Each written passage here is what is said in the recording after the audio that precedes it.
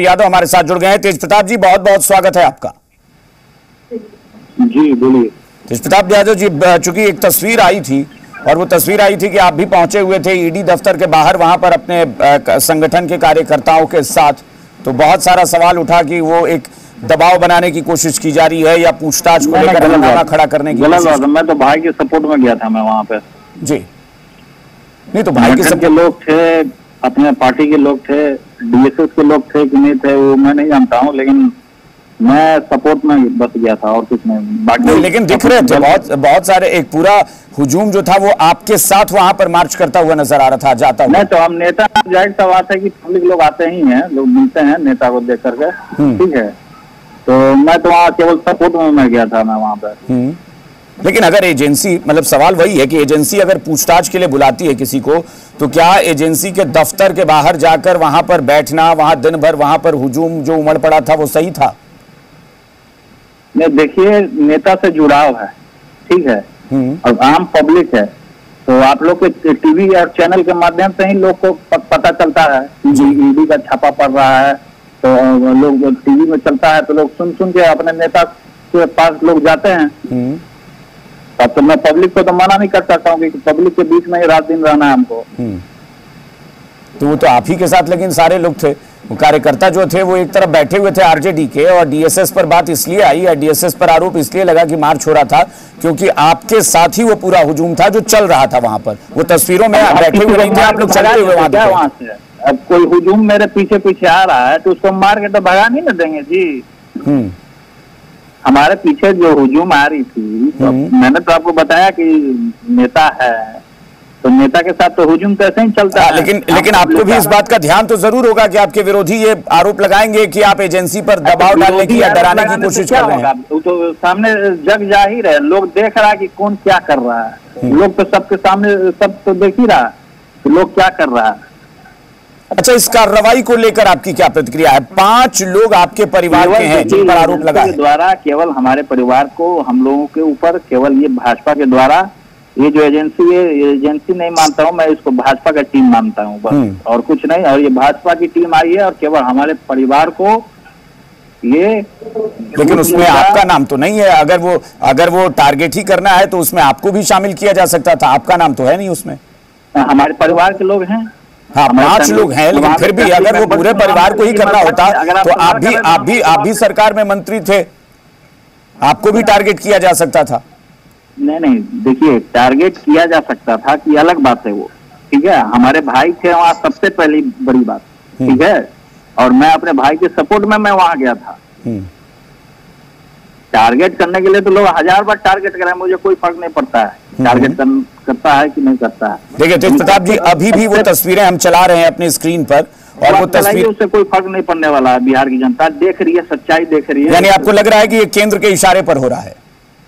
सब केंद्र के इशारे पे चल रहा है, सब केंद्र के इशारे पे। तो आगे आप लोग क्या करेंगे? 9 तारीख को राउज एवेन्यू कोर्ट में पेशी भी है। देखिए आगे हमारे वकील हैं, सब हैं, और हम लोग सारे लोग हैं, सब लोग साथ में हैं। तो सब चीज हम भगवान कृष्ण को छोड़ देंगे, जो होगा अच्छा होगा, और हमको अपने भगवान पे, अपने बिहार की जनता पे पूरा भरोसा है, और जनता के बीच में न्याय मिलता है। एक सवाल और तेज प्रताप जी, दरअसल पूछिए, सवाल पूछिए आप। हाँ, एक चर्चा बार बार होती है कि आप लोग ये कहते हैं कि जिस वक्त का ये मामला है उस वक्त तेजस्वी यादव नाबालिग थे, और बार बार हम लोग बच्चे थे, उस समय हम लोग बच्चे थे, हम लोग को पता नहीं था, ठीक है। लेकिन सवाल यही उठा ना कि भाई तेजस्वी यादव तो आपसे भी छोटे हैं, फिर तेजस्वी यादव कंपनी खड़ी करने की इतनी समझ कहां थी कि वो कंपनी बनाए, कंपनी के डायरेक्टर बन जाए तेजस्वी यादव? नहीं, देखिए उस समय में जो हम लोग की उम्र जो थी, काफी छोटी उम्र थी, और इस तरीके का जो सवाल उठा रहे हैं, ये भाजपा के लोग का सब का नाम है। भाजपा के लोग भी घोटाला करते हैं। अब सबका मैं नाम गिनाने लगूंगा तो हो सकता है कि आपका डिस्कनेक्ट हो जाएगा, नेटवर्क कट सकता है, ठीक है। तो भाजपा के लोग भी इसमें इन्वॉल्व हैं। तो इसमें भाजपा के लोगों का कौन कौन लोग इसमें इन्वॉल्व हैं, कौन चढ़ का जमीन को हड़प के अपना अंबुजा मॉल खड़ा कर लेता है, और कौन क्या करता है, तो जग जाहिर है कि कौन आदमी कल साइकिल से चलता है, और साइकिल से चलने के बाद क्रिस होंडा खोल लेता है, तो सब जग जाहिर है, सब लोग देख रहा है। तेज प्रताप जी जो आप कह रहे हैं वो ठीक है, और ये सवाल ये उठ रहा है, अभी हम लोग चर्चा भी कर रहे हैं कि बीजेपी आप हमको फंसाना चाह रहे हैं, तब फंस जाइएगा उस सवाल में। सुनिए, पहले बात सुनिए। अगर आपने हमको सवाल किया है, अगर सवाल किया तो हमको जवाब देने दीजिए। हाँ दीजिए ना, दीजिए। तो इसमें पूरे लोग, सारे भाजपा के लोग इन्वॉल्व हैं और भाजपा का ये षड्यंत्र है। किस मामले में? लैंड फॉर जॉब मामले में किया गया, ये लैंड फॉर जॉब मामले में बीजेपी के लोग हैं किया गया सर जी। अच्छा तेज प्रताप जी, हाँ बोलिए। आप चूंकि जो कह रहे हैं, मैंने अभी चर्चा भी की है, उसी मसले पर चर्चा कर रहे हैं कि कहा जा रहा है कि बीजेपी के करीब जो आ जाते हैं वो सब दूध के धुले हो जाते हैं। ठीक है, वो मामला मैं मान लेता हूं आपकी बात की, चलिए ठीक है, जो सत्ता पक्ष में आ गए तो आगे ला करके लोग अपना रोटी सेकते हैं, बस हम इतना जानते हैं। हाँ ठीक है, वो मान लिया मैंने, लेकिन एक सवाल तो उठेगा ना, ये जो सवाल ईडी ने 22 तारीख को नहीं किए थे, ईडी ने इतनी जो लंबी लिस्ट तैयार की सवालों की, मैं फिर वही कह रहा हूं कि तेजस्वी यादव अगर छोटे थे तो तेजस्वी यादव अचानक से कंपनियों के मालिक कैसे बन गए?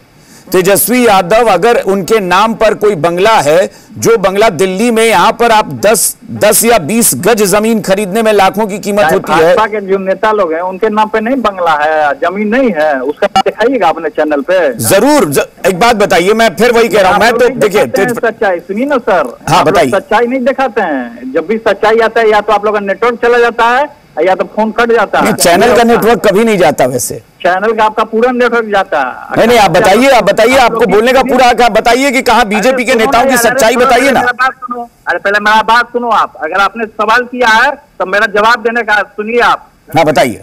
आप भाजपाइयों का दिखाइए कि कहाँ से आप जो मॉल जो बनाए हैं लोग, जो मॉल जो पटना में जो खड़ा है, उनसे सवाल आप कीजिए कि ये कहाँ से पैसा आया, किसने, अडानी और अंबानी ने जो पैसा लेकर के भागा, विजय माल्या गायब हो गया, देश का पैसा लेकर के भागा, आप क्यों नहीं उसका सवाल करते हो? उसका सवाल करो कहाँ पैसा लेकर के भागे हो। प्रताप जी, आप इस बात को समझिए, अगर जांच एजेंसी येदियुरप्पा के आवास पर या येदियुरप्पा पर कर्नाटक में छापा मारती है तो हम दिखाते हैं। सारे जितने भी इंडिया महागठबंधन है सबके ऊपर जांच एजेंसी लग गया, आखिर क्यों लगा है भाई? अरे भाई, मैं तेज प्रताप जी येदियुरप्पा की बात कर रहा हूं, जो बीजेपी के नेता हैं। बीजेपी के नेता पर भी जब कार्रवाई हुई थी तो हमने दिखाया था ना, जब येदियुरप्पा भी निशाने पर थे। सुनिए सर, सुनिए पहले बात सुनिए, मेरा बात। बीजेपी के नेता बोलते हैं कि सब घर घर में राम जी का झंडा लगाना है। वो बोलते हैं कि जितना भी राम जी का झंडा है सबको जलाइए। बीजेपी के नेता बोलते हैं जलाने के लिए, वही राम जी को आगे कर रहे हैं और सीता जी को छोड़ देते हैं, राम जी का झंडा जलवाने के लिए सबको बोलते हैं। बताइए, ऐसे ऐसे नेता है भाजपा के। हमारे सवाल का तेज प्रताप जी आपने आपको घुमा दिया कहीं और।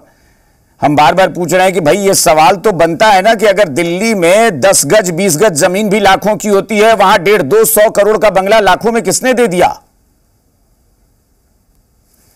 चलिए, तेज प्रताप यादव ने फोन डिस्कनेक्ट कर दिया है, लेकिन यह सवाल अपने आप में एक बहुत गंभीर है, जो कि मैं पूछ भी रहा था बार बार।